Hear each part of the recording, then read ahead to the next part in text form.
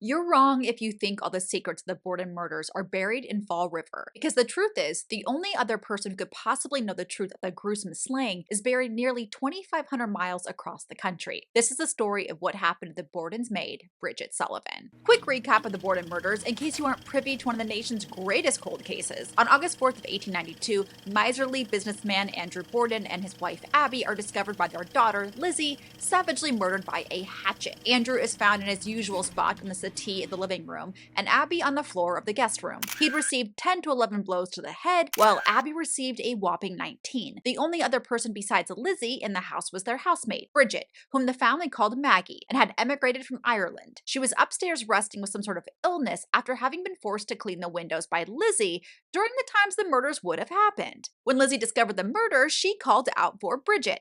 I'll spare you the details of the trial, but let's just say Lizzie and Bridget, for a short period, were both suspects. Lizzie was eventually tried for the murder, acquitted, and there's a whole lot about the Protestant Catholic politics of it all. And for the record, yes, I do believe Lizzie did it, and I kind of understand why, but that's a story for another time. This is the story of Bridget and how it was she escaped from Fall River to live a life of obscurity in Montana, of all places. During the trial, Bridget was a key witness, and a whole lot of the town also thought she was an accomplice, so it makes sense she'd want to get the hell out of Dodge. There was little known for sure of her whereabouts after the trial in 1893. Some claim she went back to Ireland, but finally she pops back up in 1897 in Anaconda, Montana. The bustling mine town may seem like an odd choice until you learn that a couple of Bridget's friends from Ireland, whom she'd immigrated with, had moved to Butte. But before landing there herself, she would meet and marry a man named John Sullivan. Yes, they had the same surname, and no, we don't know if there was any relation. She would live in Anaconda for roughly 45 years,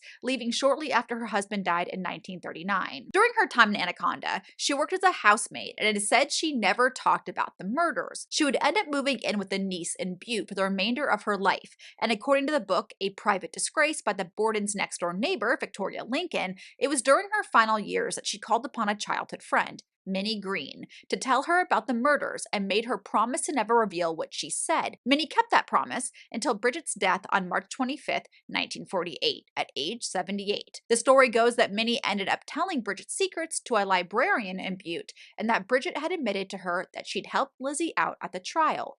Whatever the actual truth is, it is buried with Bridget in her grave, high up on the hills of Anaconda, ensuring this case's legacy as being one of the greatest unsolved murders in our history.